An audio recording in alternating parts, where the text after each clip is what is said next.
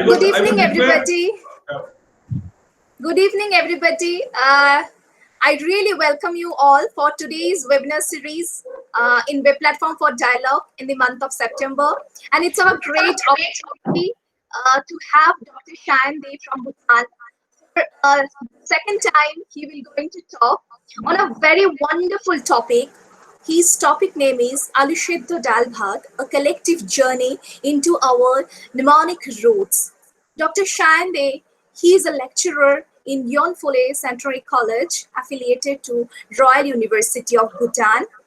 He is postgraduate department in English in the Centenary College Yonfole in Bhutan. Also, he is senior advisor, Quality Education Program, Center for Regional Research and Sustainability Studies. A wonderful evening going to be start very soon with a wonderful topic that that will be going to delivered by Dr. Dey. In this topic, he will going to talk about COVID-19, which is consistently reminding us that why, instead of blindly mimicking that so-called modern or Western templates of knowledge, that is science, technology, medicine, etc., it is important to go back the roots of our existential knowledges where we actually taught about from our forefathers. So I'm really, really excited to know about it more from Dr. Dey. I welcome you, sir, for today's webinar series. And as we are always follows that your presentation, your entire presentation, we will open the floor to the audience for the question answer session. Thank you so much, sir. Thank you so much once again, Dr. Swati, for having me on this wonderful platform.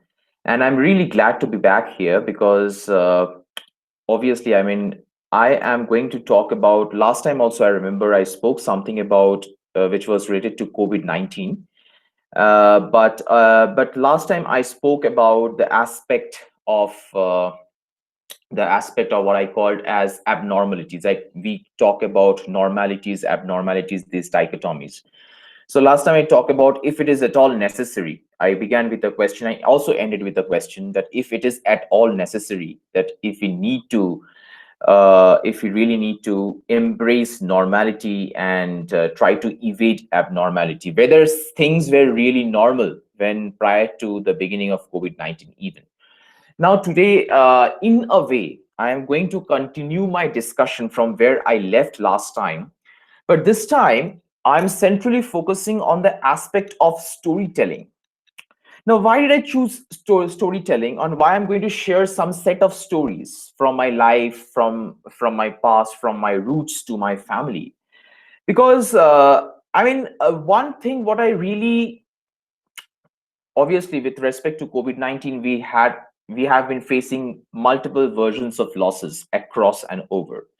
But also we cannot deny the fact that there has been some positive elements that are sprouting out of all the negativities that we see around. I mean, we can't deny that fact. Obviously, those advantages depends on our respective privileged positions as well, which I always acknowledge, which I always point out and try to figure out, to avoid any kind of generalization.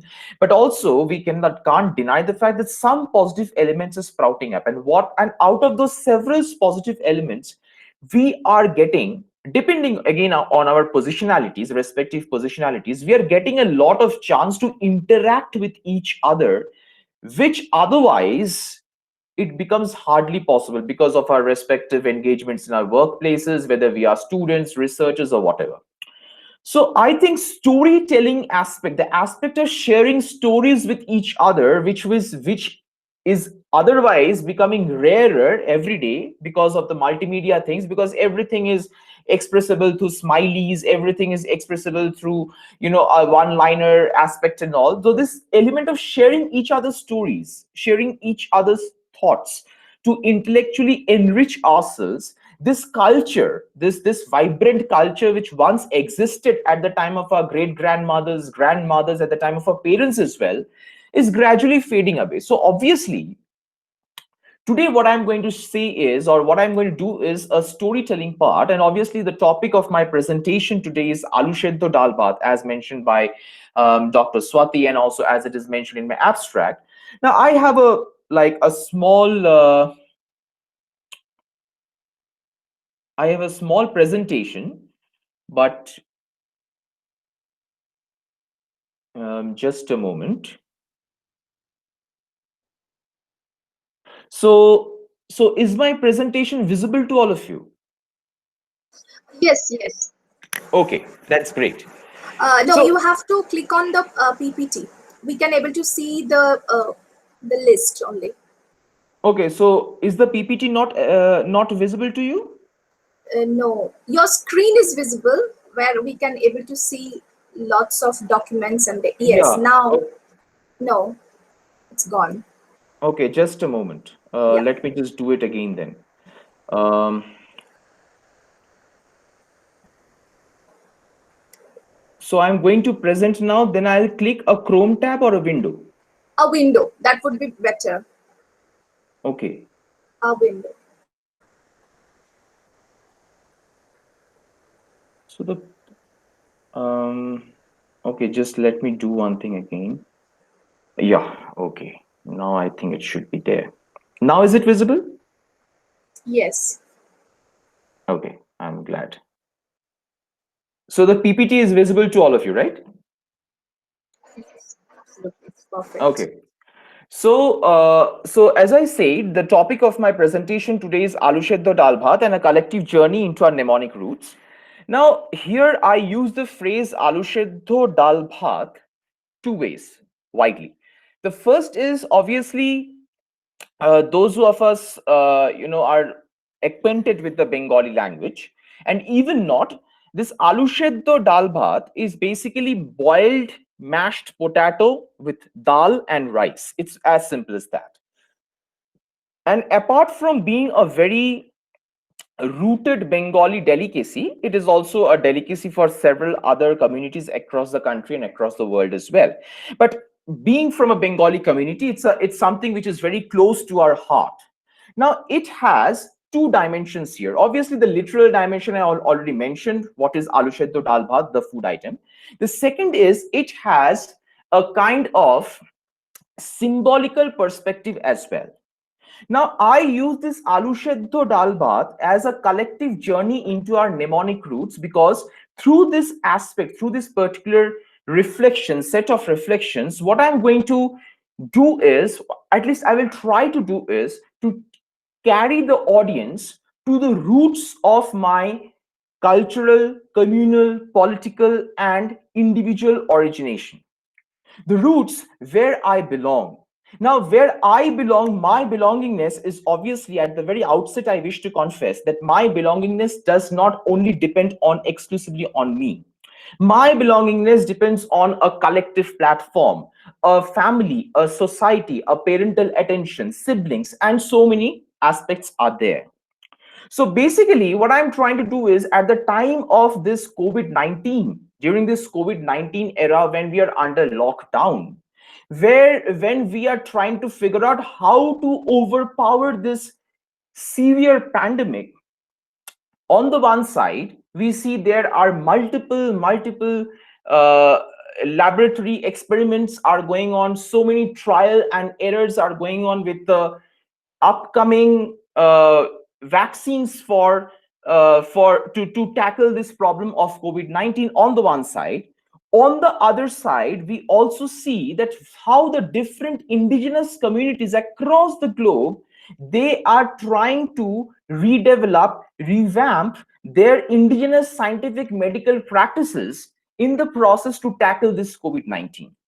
But one thing we cannot deny, that what COVID-19 is consistent among several aspects, what COVID-19 consistently is reminding us is, instead of blindly following the so-called Western structural parameters of science and technology and medicine and whatever and philosophies, it is important to look back into our courtyard.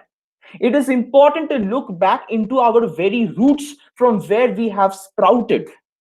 That is very important. So this is why when we, for instance, if I give you very simple examples, that what we basically see is that when the medical practitioners, when the medical officers, what they're suggesting, that how to be careful or how to avoid being getting infected by COVID-19, wash your hands properly. When you walk into the house, wash your feet prior to getting on the bed. When you are cooking, make sure that you avoid coughing or sneezing on the food or on somebody else. When we are coughing and sneezing, we should be aware enough that we cover our mouth so that nothing goes into somebody else's food or else's body.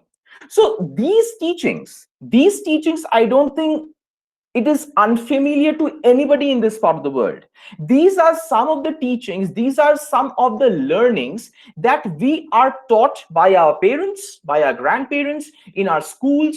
We are introduced to these basic things. But that is just one side of the story. What about the other side of the reality? The other side of the reality is, with this question that always comes out, how many of us really follow these kind of basic etiquettes or basic ethics of existence, if I put it in that manner? And the question is, why do we fail to follow?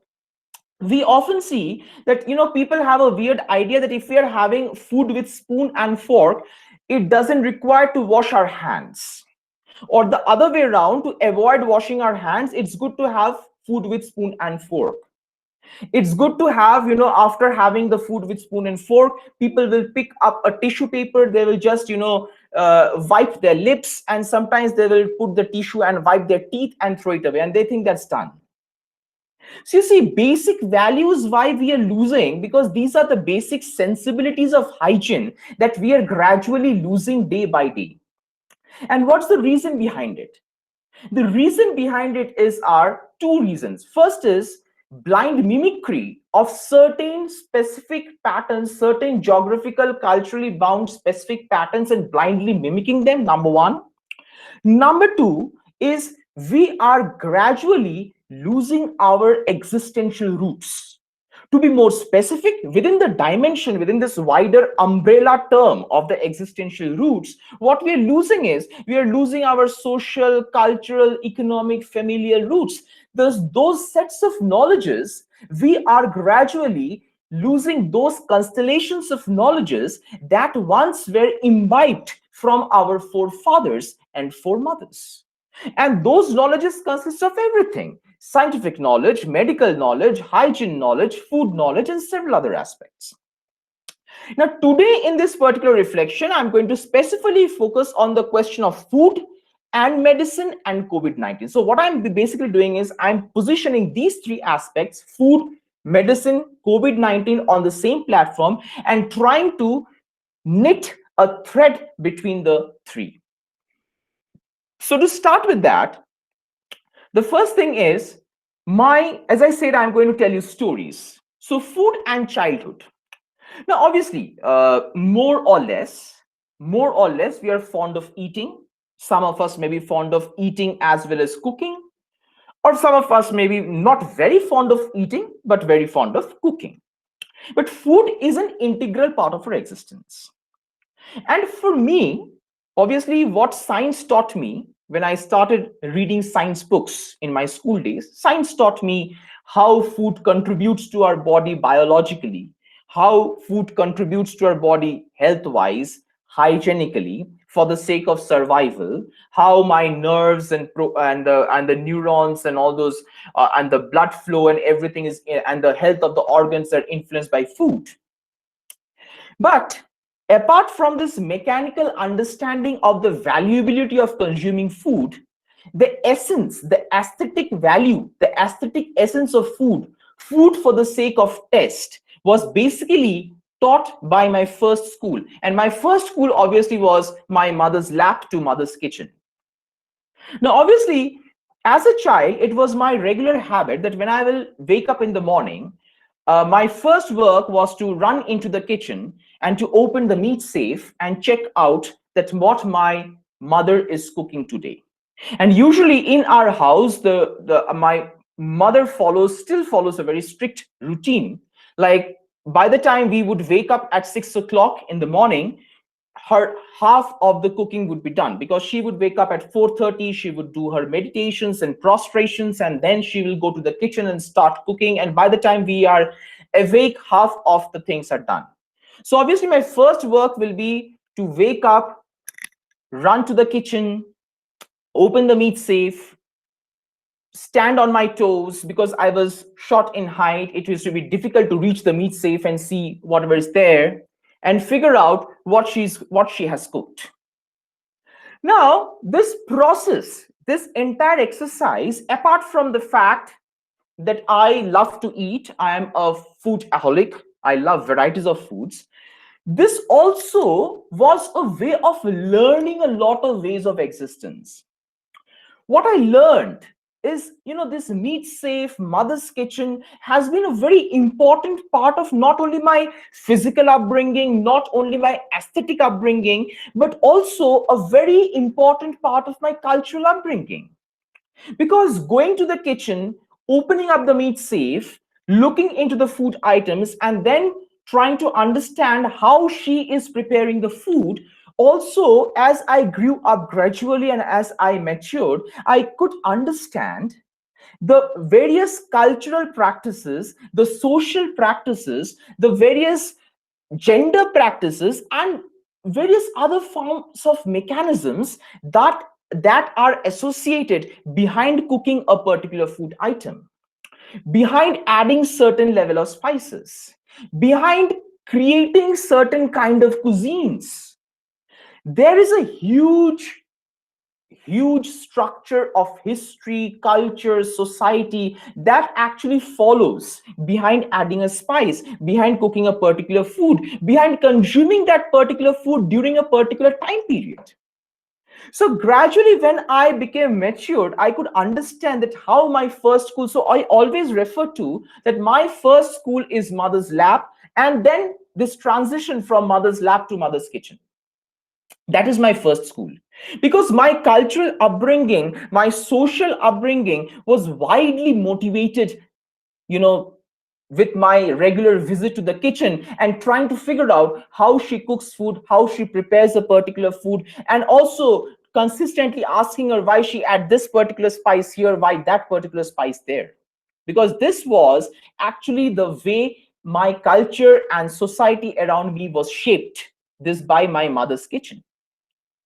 And secondly, very prominently, I have mentioned Aloo Seddho Dal Bhat, because that is something, the simplicity of existence, which is again why I brought this notion of simplicity here, because COVID-19 is consistently reminding us that irrespective, someone is a rich person, someone is a poor person, diseases doesn't come to a person based on one's bank balance, to be very straightforward and honest. Consistently, COVID-19 is reminding us we have these kind of hierarchies in our habitual existence. We have this concept of rich people's disease and poor people's disease. And there are scientific connotations. Some diseases are categorized in the category of rich people. Oh, these diseases only happen to rich people. These are poor people's disease. They are often said ironically, often they are also said in a very serious manner, officially. But COVID-19 is consistently reminding us that how we should understand or live as simply as possible by upholding and nurturing the real values of our existence. And that is why this Aloo Seddho Dal Bhat, this particular phrase, this particular food item, for most of the Bengali households actually stands for simplicity. So this was also in a way symbolizes the simplistic ways of living in our life and upholding the genuine values of existence instead of upholding the false values that consist of mimicking somebody else's culture, blindly following somebody else's knowledges, and not thinking in our own way. So altogether, this is how food and childhood actually shaped my existence in various ways. Now, basically, what I'm going to do is introduction to traditional food habits and culinary patterns. Now, because during this, as consistently we have been seeing that COVID-19 is consistently reminding us to go back to our own cultural, scientific, and medicinal roots. Instead of blindly mimicking somebody else's patterns, it is important for us to go back to our own ways of life, own rooted ways of life.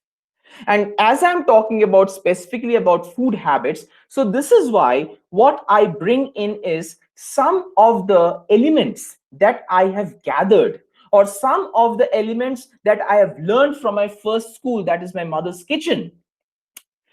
How culturally culinary patterns and food habits that I watched, I grew up by watching through my mother, how it has shaped my ways of existence, my ways of knowledge that I am going to share. From the very childhood days at our home, the culture is homemade food items. Obviously, as kids, I and my sister will often often pester our parents, going out to have give us chips and this and that, but they will always make sure that we have homemade food items.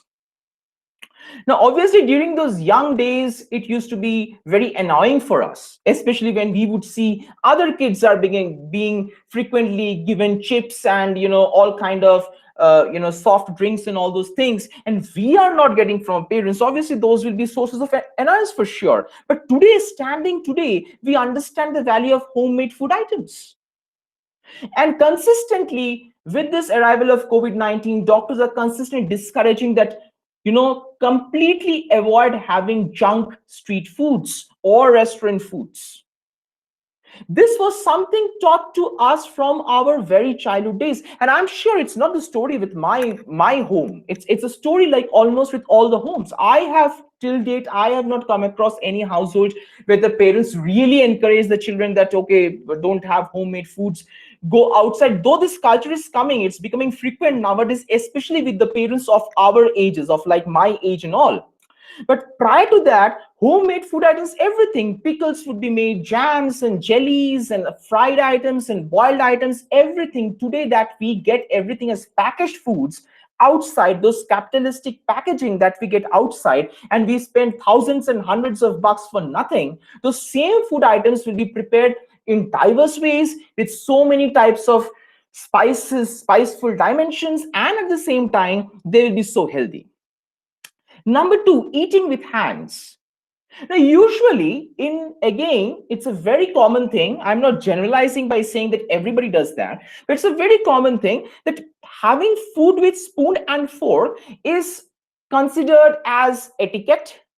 I'll put these words which I'm going to use within quote unquote because I question the meaning of these words. So, etiquettes, mannerisms, uh, status symbol, your financial condition, your cultural background, these weird elements, these elements are added to these things, that if you are eating by hand, in many societies it is being projected as that you are uncultured, you don't have the capability to sit, you don't deserve to sit amongst people and have food properly, you should be banished from this particular social standard, etc., etc. You don't have a definite social standard, etc.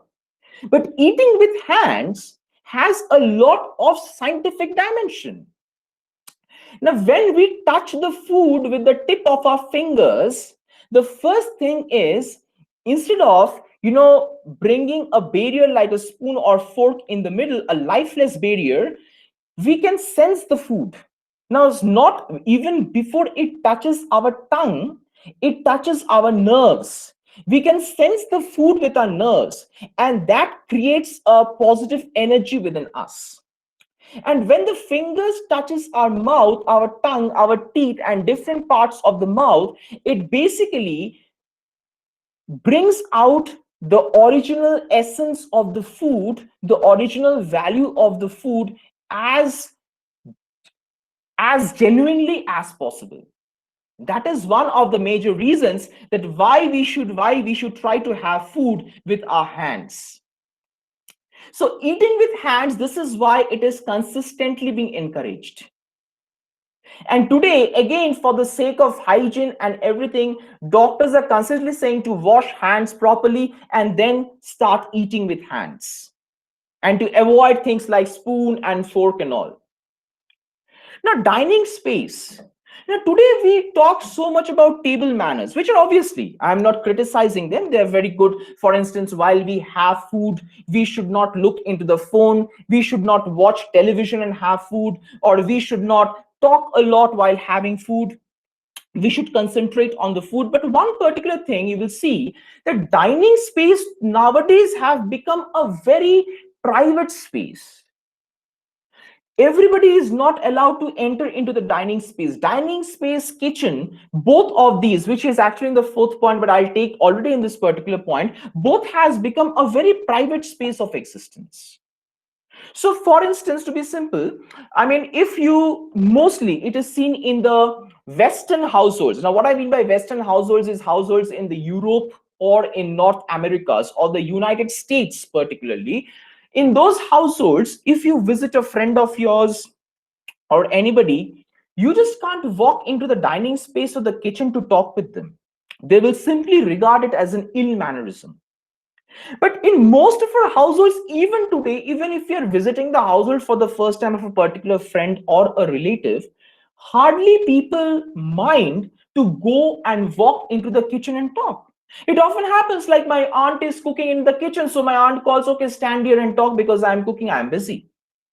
Still, there are many households, even today, where they don't have anything separately called a dining space. The dining space, it is architectured in such a manner that the dining space is amalgamated with the kitchen. So the kitchen is massive.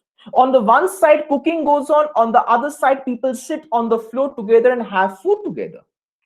Now, prior to the colonial era, prior to the European colonial era in India, even today, if you wish, if you visit the ancient households, those households which were constructed prior to the pre-colonial, like during the pre-colonial era, or to be specific, pre-European colonial era, you will see very interestingly, there is no separate dining hall, number one. Number two, the kitchen faces the roadside.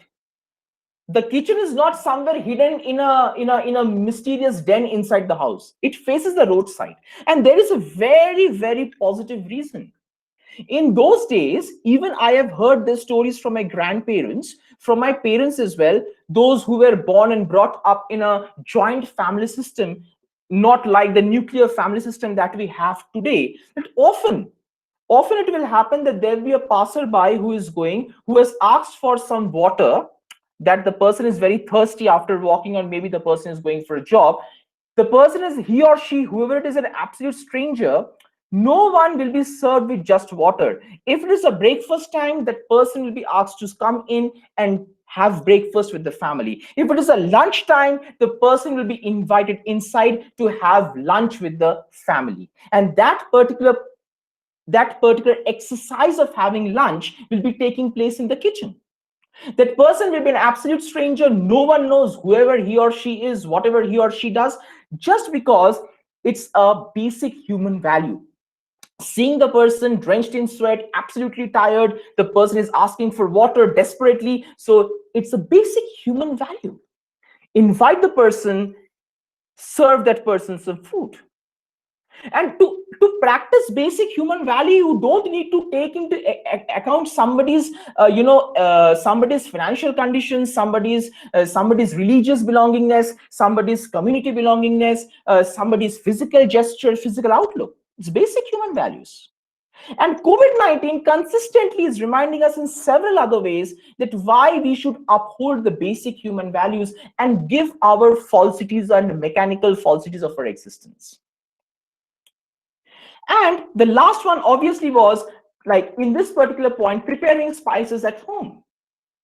And today, when again this problem has come that we should avoid having foods outside, even the doctors are, even especially Ayurvedic doctors are encouraging that how to prepare homemade spices, to avoid completely going out of home, to avoid any kind of physical contact, to avoid any kind of to close all possible doors of having infections. Even you will see, food enthusiasts, bloggers, doctors, they're all encouraging people even to prepare spices at home. Now, today, this is being written in a scientific paper, this is being projected as a newspaper article, and people are writing articles. But can we deny the fact? Can we deny the fact that these were taught, these basic elements were taught to us once by our parents, by our grandparents, by our great grandparents, by our forefathers, by our foremothers? These are the very basic ways of existence. And since I'm talking about food habits, so I'm specifically focusing on the food elements. So obviously, when I went into the adolescent age, and as I grew up with these fascinating experiences of life, I realized that my taste exists beyond the tongue. It's not just, obviously, on the one side, I satiate the desire of my tongue, the different varieties of tastes, but it's not just about taste of my tongue. I gained social taste, I gained cultural taste, I gained political taste, communal taste, religious taste, racial taste, and geographical taste. In other words, to elaborate further, I gradually understood that, you see, how through these food habits, different types of culinary practices, different types of consumption practices, from where gradually it didn't just limit me on my platter. It actually enabled me, pushed me, motivated me to branch out into the other dimensions of facets of existence. I gained social values. I gained social knowledges. I also learned that how food becomes a medium of creating divisions within the social structure. And today, again, if we bring this notion of COVID-19 in India, we see that how during COVID-19 specifically food is used to generate the already existing communal divisions. And one of the biggest examples is Islamophobia. When the Nizamuddin Markaz incident took place, if you remember, there were hell of a set of fake videos, fake audios, fake photographs. To cite a couple of examples, there was this one incident, a fake video that was, produced by a kind of newspaper which was later on investigated and banished. This Hindi newspaper from Madhya Pradesh, I forgot the name, came out with this photo and a video at the same time, that the Muslim man is a Muslim man who is infected with coronavirus is spitting on the fruits and rubbing it and giving it to the people. And people are unable to know, and because why he is doing it, because he is trying to use coronavirus as a jihadi weapon, which was later on in the Twitter, it came with a hashtag COVID Jihad, that they're spraying jihad and violence through now COVID-19. But later on, it was found that yes, the man was spitting, but the man, first of all, did not have a COVID-19. He was not infected with COVID-19.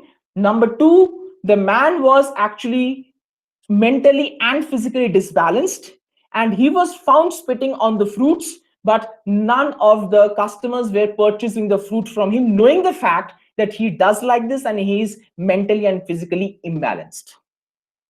And there were innumerable number of centrally based on food during COVID-19, centrally based on these food items, that multiple versions of communal religious divisions were created.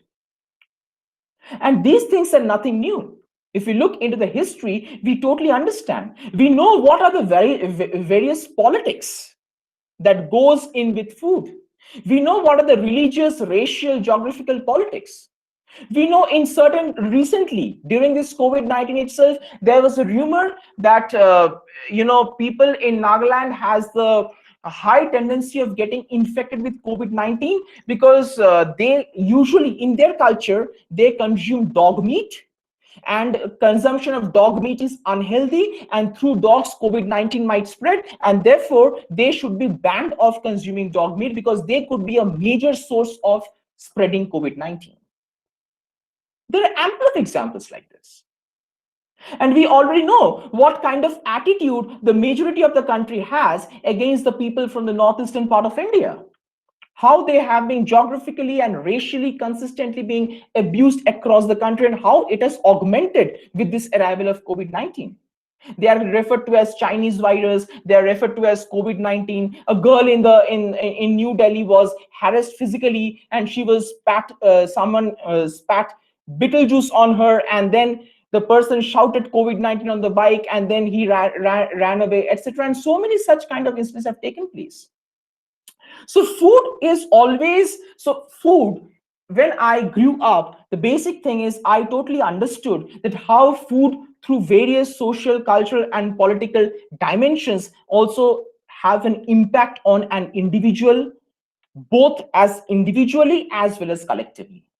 And with this arrival of COVID-19, when I reflect back to the social, culture, and the diverse elements of knowledges that I gathered from my mother's kitchen about food with respect to food, and then I ventured beyond. Now, when I reflect back, I see that those sets of knowledges, those valuabilities of knowledges have been so important for me. Now, with respect to coming to the question of food, medicines, and delicacies, I won't spend much time here because obviously we will go for some questions and reflections and collective reflections as well. So basically, here is a set of food, medicines, and delicacies which in my family, and I'm pretty sure in many other families as well, it's a very common things of consumption, and they are so much associated, they are so much valuable for the body. Now, usually, for instance, if I just give you a couple of examples, usually when we have a stomach upset. Now, when we have a stomach upset, I mean, our usual tendency is either we consult a doctor. Most of the times we don't consult a doctor, and we know there is a few set of medicines. We need to consume those few sets of medicines that in 24 hours our stomach will be all right. But we consume them without thinking about the future long-term negative consequences that they are going to have on us. So if we have a fever, we have Calpol, for instance. If we have a stomach upset, we will have some medicine that will help us to cure our stomach. Now, obviously, for the time being, it gives us immediate respite. But in the long term, we have negative side effects. But usually still at my home, the culture of consuming medicine for any kind of diseases is quite low. So usually, if we have a stomach upset, to prevent it or to cure it, we often have this called posto bata. Posto is poppy seeds. It's just, it's like overnight, it is being soaked in water. Then the next day on the mixture, on the mixie, it is being mixed up and pasted, and a little bit of salt is added, and along with rice, it is consumed. It tastes delicious. Obviously, those who are fond of poppy seeds, it tastes delicious, and at the same time, it is extremely curable as well. Similarly, we can, during the time of stomach upsets, many people have rasgulla as well. So what one does is one squeezes out that sugar syrup out of it, and then just have that chana, we say, and it tastes good. It tastes good. It tastes good better than those tasteless medicines, tasteless capsules or the syrups. And at the same time, it heals the stomach as well. The same thing goes for khichdi as well. So these are some of the food items, and other food items are there, which for different reasons. One, for example, milk, turmeric powder, and honey, which is now very common. Now, when our parents used to say us to have it, we will never have it. And now some Oxford and Cambridge and Cornell research has found out that this is very good for health, and now they are packaging it in under different brands and so on and so forth. We are purchasing those mixtures with thousands of rupees and having it. This is the level of our foolishness. This is what happens when we are totally blinded by mimicry. But these are some of the basic medicines which are there in every community, which are still practiced by many communities on a daily basis. But we hardly take into account. And COVID-19 is consistently reminding us to go back to these roots, re-explore, revamp. and re-practice our basic roots of knowledges that were once bestowed upon us by our past forefathers and foremothers. And I'll just give you one example, just to cite out that how indigenous foods, and with this basically I'll end my presentation. So with indigenous foods, medicines, and COVID-19, obviously I will not take the name of the professor. So there is this professor from the US, and he's very famous. He's actually very, very reputed in the field of race studies and Africana studies and all. So we all know that basically the very young children below 10 years of age, especially, and the older ones, like who are 60, 55, 60 plus, they are highly vulnerable to get infected with COVID-19. And most of the deaths that the world is experiencing is mostly from these people. So one of my senior professors from the United States, unfortunately 2 months back, he was infected with COVID-19. And he is actually a Caribbean professor who works in the United States. And he is, even prior to these infections and all, he has been very categorical, I must say. He has been very conscious about the fact that the kind of indigenous knowledges about food, medicine, science, and technology, which he has gained from his parents and grandparents and great-grandparents, he tries to practice them in his daily life as much as possible. So obviously, if he's having a sore throat, he's not going to have a cough syrup. He's going to prepare a healing drink at his home with different kinds of ingredients, spices, that is going to heal his throat. If he's having a stomach problem, he's not going to consume a handful of capsules and tablets. So in a similar way, even when he was infected with COVID-19, he prepared his hand sanitizers at home. He prepared his foods, drinks, and medicines at home. Obviously, he had to visit the hospital. He has to undergo the basic medical treatment, but most of the major time period of his healing process was at home. It was very slow. It was very gradual as compared to something when you're having tablets and capsules. But in the long run, it has enabled him to overcome this problem of, or this disease of COVID-19 in a much impactful manner as compared to others. Because we can already see, people at this age are hardly surviving. Even if they are surviving, they are again getting infected for the second time, or even for the third time. Such issues are already coming up.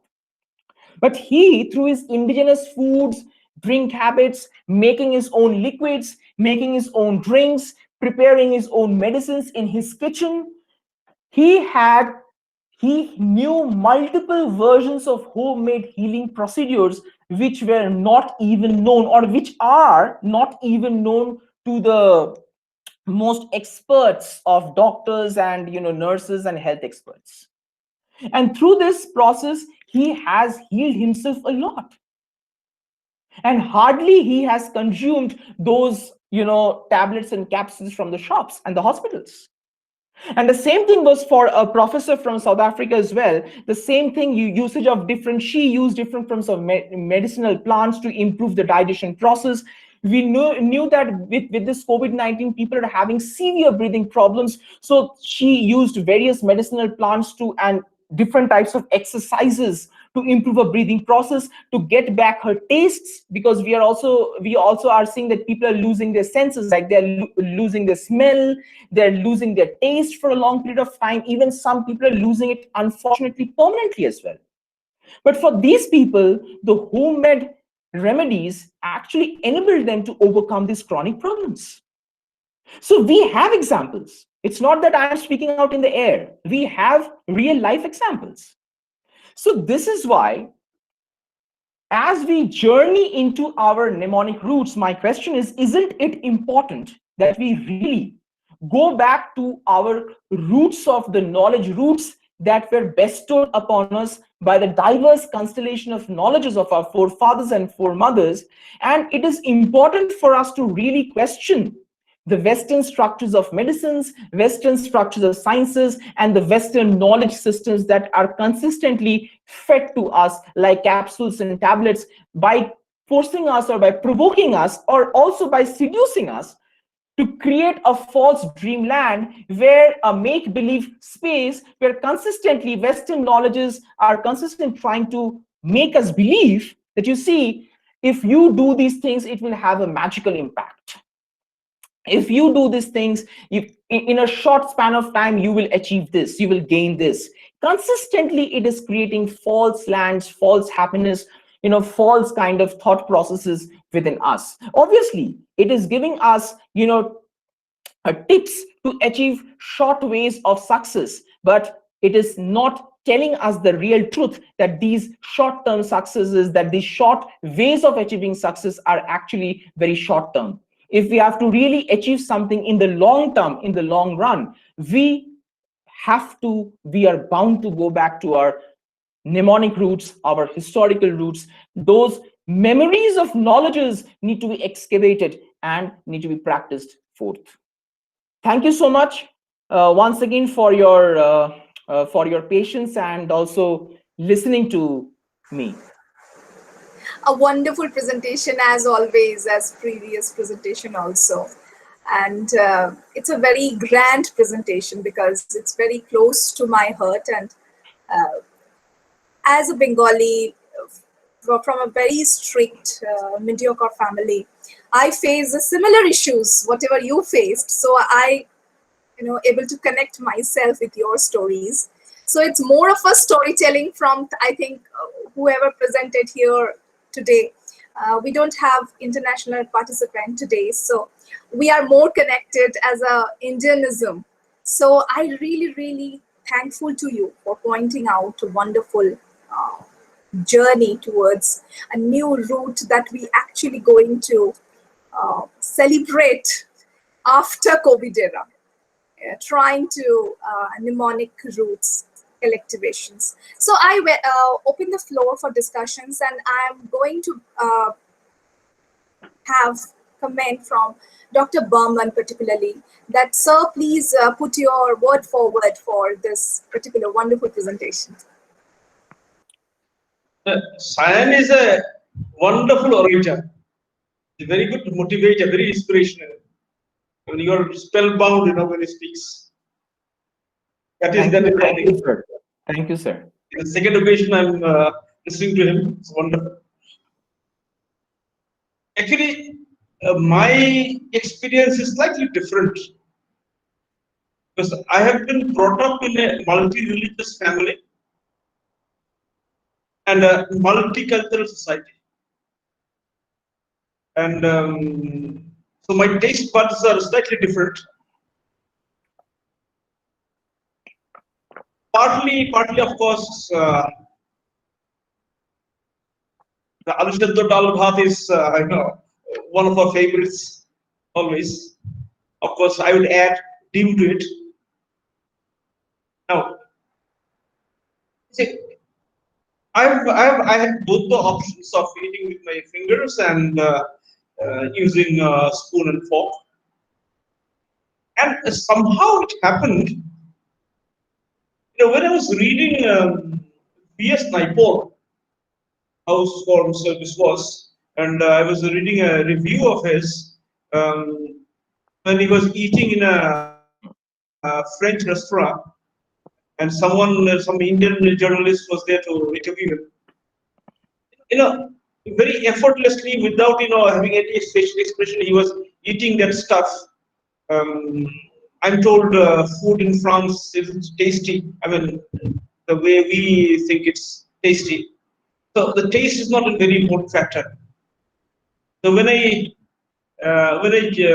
started working in Nagaland, my family was very open. People once they say they would go visit Nagaland, they say, "Oh, you're going to die there." But my family was a different sort, so I had all the help. And all sorts of things I had to eat there. I'd never imagined in life. Now what happens is, whatever is given on my plate, on my dish, I take it without any, I don't take any offense. I don't find fault with the cooking, because what I find is someone has cooked for me. Someone has taken the trouble of cooking for me. So there's no scope on my part to, say it's not good. So when just as I was getting married, so my would-be wife had come to know that I had no problems with food, whatever taste or thing, whatever. So what they did was they took me to a no. Actually, they brought a chop, potato chop or something. So she had connived with her sister-in-law, and it was a rotten one. They just wanted to check whether what all I said was true or not. And I just ate it. I just ate it. And they were rather shocked. They were rather shocked. So that training, what happens is in my family, I mean, family means my dad or mom or me, we never had a medical problem. We hardly took any medicine except maybe a paracetamol or that sort of thing at times. So maximum maybe a Metrogyl, but that is that was a very very rare case. So food we couldn't distinguish. Just like as you said, like when I was in school, I used to be very confused when I was used to be told like this is a Muslim name and this is a Hindu name. You know, till now I get very difficult. Straight away to think that this man belongs to this religion, that man belongs to that religion. Somehow it doesn't come to me very naturally. And being coming from a multicultural society, these names or other things, whatever names come, I find it very natural. Maybe there are times when I am unable to pronounce them. That's a different issue. But I just can't, make compartments that you belong to this community, this religion, that religion, this. That doesn't come to me. And even like I was barred. I mean, initially when I was in school, when I was a very small kid, I was brought up in Cherrapunji in Meghalaya, and that khasi food. I mean, naturally others wouldn't, be very happy with. But I was the one who, venture out and eat those. And they're some of my favorites even now. But not so always, of course, not always. But somehow, now what I feel is maybe even trying to say also, if we eat with ease, if we do not have any misconceptions of food, and if we like the food, I think it's going to digest. That problem isn't there at all. Because if the saliva is formed, that shouldn't be a problem. But there are people I found, even in my family, like there are people who are very choosy about food. And being choosy about food, so whenever they take some food which they are not very used to, they obviously they're going to have some problem. They're right. So that openness I thought was very important, as you were trying to mention in quite a few parts of your presentation. That's my story actually. Is how I was brought up. So what very interesting thing happened. If I can get 1 minute just from Madam, I know there are very less participants today. I was a NCC officer. So when I went for a training to Kamti, there's a place near Nagpur, a small place called Kamti. It says Camp T. The officers used to come for MT. They used to camp there. So in Kamti, we had a dinner night. Dinner night. Yeah, you are taught how to eat with fork and spoon and bread and with all the table manners. And most people are very fussy. They wanted rice or chapati, so we were given bread, and they went on telling each other, no, I know we won't be able to eat this, so once we go inside the kitchen after this is over, we'll get food, we'll get rice. And we ate the bread, we were very happy, some of us. And these poor guys, they had to really starve that night because nothing else was available in the kitchen. Similarly, I don't think happened. That was bad. Though. Up in the morning, after the morning PT, that was, you can guess how hard it is. we were given puri, and it was full of sand inside. We were hungry, we just ate it. We simply ate it.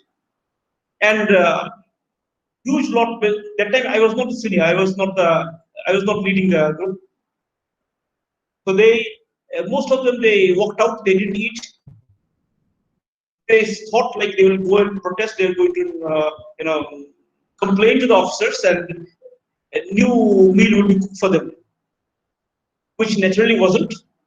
And when the classes started, we used to have a Bania canteen where we used to go and have tea. Even that Bania canteen was purposely closed that day, that you don't get any food extra outside.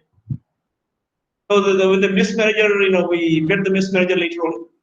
He asked, "Did such thing happen when you were the leader?" I said, "It happened." I said, "You never told us," but there's no point in telling anyone. I mean, these small things keep on happening. Because when I cook, I may say sometimes maybe it gets burnt. Sometimes maybe you put a little more of salt, maybe a little less of salt, or maybe a little more of chili. These things are bound to happen in life. If you take it so seriously, then it's really difficult. So I'm thankful for you for bringing up this such a wonderful presentation. Even thankful to Madam also for such a wonderful, getting such a wonderful person in front of us. Thank you once again for this presentation. Thank you so much. Thank you so much, sir, for your wonderful insight into this storytelling session. It added a great value to our presentation also. Yes. So it's a different story, but always it's very important to have another side story. Absolutely. So, And I totally agree with the fact that, I mean, we need to learn to embrace the diversity of the taste, diversity of culture. It's we need to embrace. Obviously, after having, we might realize this is not my taste. But prior to that, we should not exist with any kind of prejudices, because somebody else said to me, somebody else have informed me, so I should not have, and I should make a story out of it. That is a major issue with all of us. Yes, you're absolutely right. It's the problem, because we always supposed to believe on others rather on our own eyes, on our own tongue. So that's a major issue nowadays also. Most of the conflicts emerging nowadays due to this kind of issues. Yes, sir. Yeah, when we were in school, this chow mein, the noodles, we used to prepare the noodles at home. Someone taught us how to do it. We used to prepare it at home, and then because these packets were not available.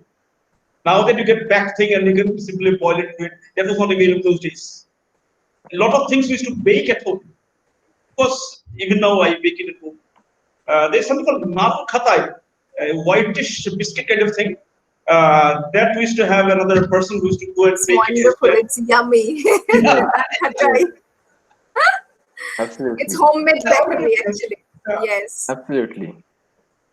Monda, have you seen Monda? Monda mithai. Yes. Monda is available in Kuch Bihar. Yes. A place called Preventa. So these things are going out. I mean, you don't get those things. Absolutely. Thank you so much. Actually, while the presentation is going on, we are going to relish the food taste. But unfortunately, it happened with our previous presenter. We actually lost her.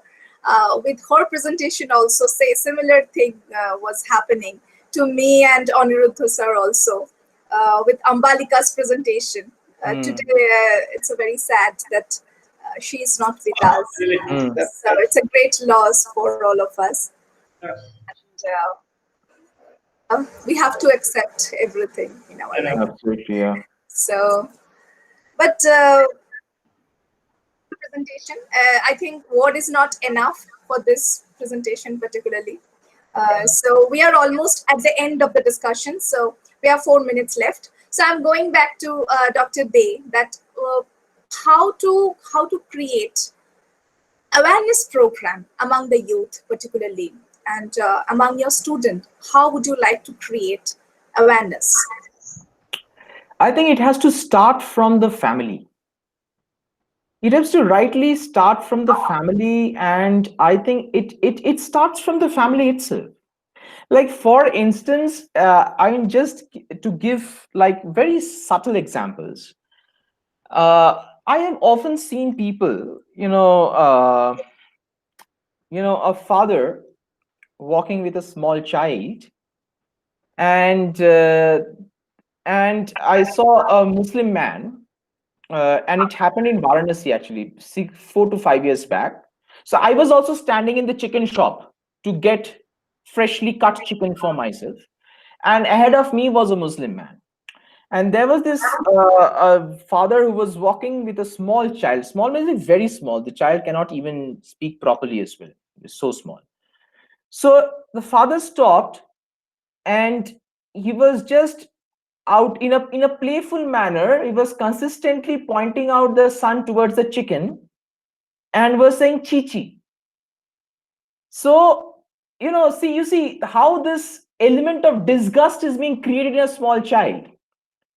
So first he was showing to the Muslim man and then to the chicken, and consistently he was saying "chichi." So you see, this is how this kind of mindsets get created. So now if I'm a small child, what is chicken and what is cow and what is lamb, I don't know. What is a Hindu and what is a Muslim, I don't know. But I know one thing: when I grow up, that image will be very much embedded in my mind, that a man with a beard and that face cap is going to purchase a chicken. That man is also dirty, that thing is also dirty. That is something to not to be loved, but that is something to be disrespected. Just a small example, just a very small example I'm sharing. So the problem lies where? Why we need to go back to the roots? Because the roots are problematic as well. The roots are not very clean and clear. The roots are problematic as well. Those dirty things has to be dusted out and cleaned, and then it has to be brought out. So it has to start from the family itself. So for instance, if I say that a person who has cow is a dirty person, now at this age you cannot rectify me. It's impossible. At this age you cannot rectify me. You will, more you say, more I will abuse you. It's as simple as that. This is a simple equation, and that is what is happening. That's why you open up Facebook, you open up Insta, people are just throwing stones at each other.